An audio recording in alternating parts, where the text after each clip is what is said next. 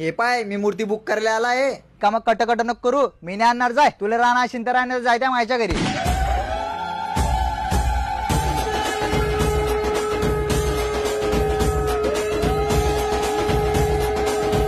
क्रूर, राक्षस, निर्दयी. स्त्री म्हणजे फक्त एक नाव नाही, ती प्रत्येक रूपांची सावली आहे. कधी सरस्वती, कधी लक्ष्मी, तर कधी दुर्गा बनून उभी आहे. जी स्त्री तुझं घरदार, तुझ्या आई वडील सांभाळण्यासाठी तिचं घरदार आणि तिचे आई वडील सोडून येते आणि तू त्या स्त्रीचा अपमान करतोय.